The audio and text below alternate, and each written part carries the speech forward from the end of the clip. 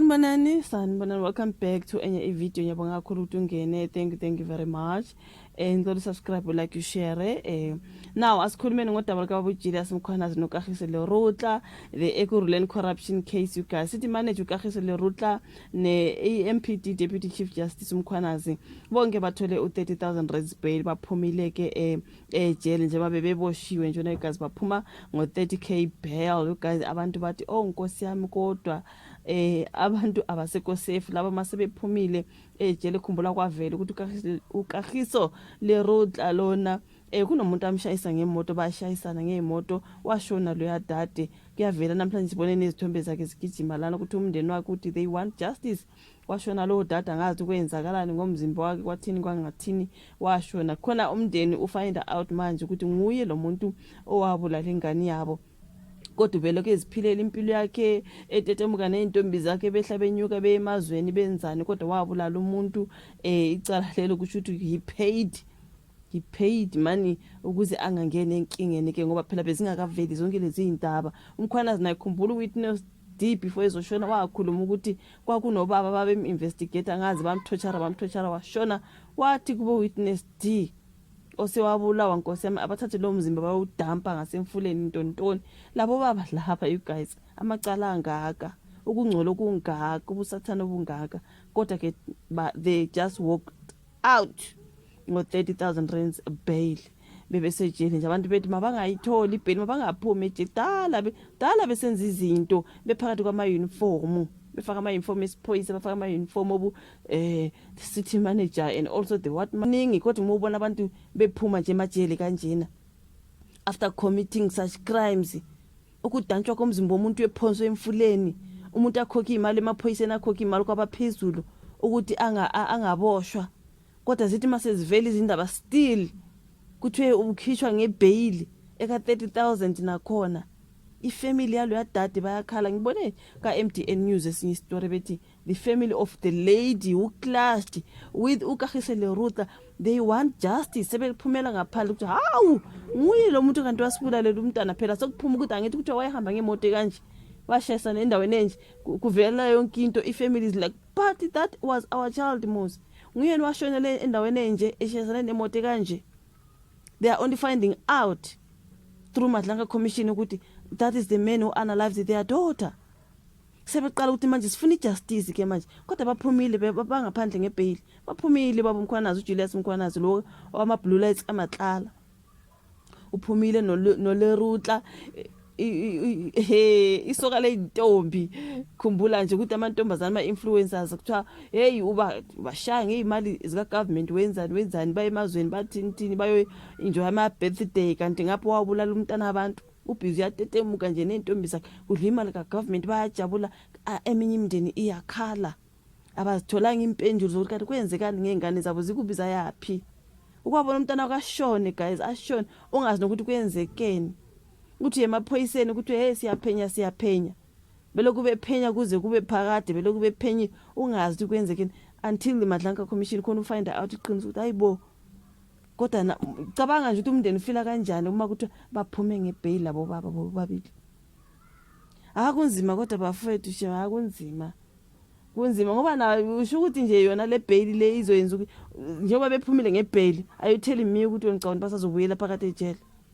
Hayi ngeke bafethu la kodwa shem akukho fair kweminye imideni elahlekele ngabantu ibulawa ngabantu abaphakathi kweuniform bafethu uniform ehloniphekile ukuthi nawo uma umbona ubaba uphoyisa uthi uma umbona ubaba uminister ubaba chief justice ubaba umayor kanti khona ke la kunokungcola khona iziningi izidumbu ziyophoswa emfuleni ziphonswa emfuleni. Hayi guys ngeke bafethu uma bephumela ngaphandle abantu makukhulunywa ngabo people keep dying ngoba phela kukhulunywa ngabo nezindaba zenza uwitness D washona emva kokuthi akhuluma into eziningi ezenzeka washona lo yababa abantu baloku bayabulawa bashona ngoba bane information bazokhuluma so manje mabekhusha kanje ngebail what's gonna happen to ama witnesses bafethu.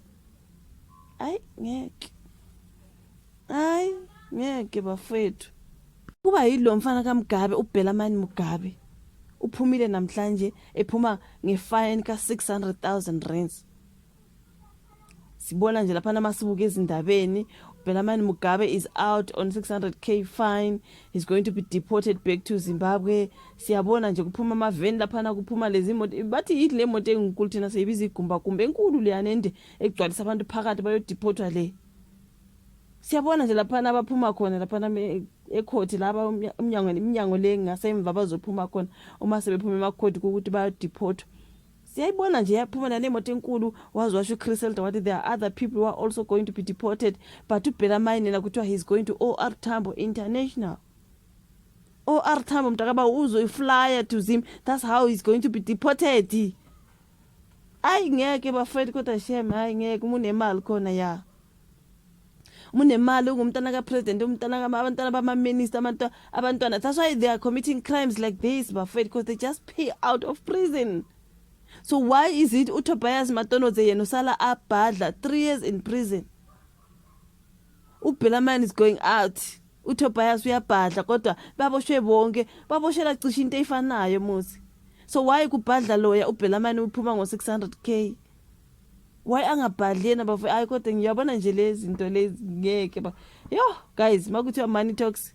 Yabona makuthiwa money talks and you still don't believe ukuthi money talks. Yo, angeke. So Belamine already, I'm sure he's already flow to Zim. Ngendlela bembuka khona lapha nemini nje ukuthi yeah, he's not being escorted to OR Tambo la khona ngabe usendleleni mhlambe or whatever the situation. Gone. Khoku 600k waphuma kanje nalo bhuti uthiwa bamdubula ke naye ukuthi hayi phela is also compensated so ke ukhokhela imali yakhe. So why abhadla ke loya uMatonodze? Why yena abhadla bafowethu? I think ubhadla icala lika Belamine. So bamkhokhele yini yena uMatonodze uTobias ukuthi akabhadlele uBelamine? Mangabe that is the case. Why kumele kusale yena loya aphume bamkhokhele lo imali ukuthi okay thatha nansi imali engaka? Omhlambe soyinikeza umndeni wakho ubhadle and then lo aphume. What was the deal ngempela what was the deal? Kuze kuphume 1 kusale 1 and kuphuma umuntu akaMgabe kusale le yangane yabantu. Ay, These people, that's why they keep on committing crimes. Abantu abanemali, they are the ones who commit crimes ukudlula isigebengu nje esihluphekayo. Those isigebengu who's in the suits. Isigebengu ezikuma suit nakuma uniforms. Uthi umbheke uthi oh the police officer, oh the mayor, oh the chief justice. Kuthobe ngubani ulona chief what khona lokho. They commit crimes, heinous crimes, and they pay out, they go. Wena ohluphekile iba necala uzobhadla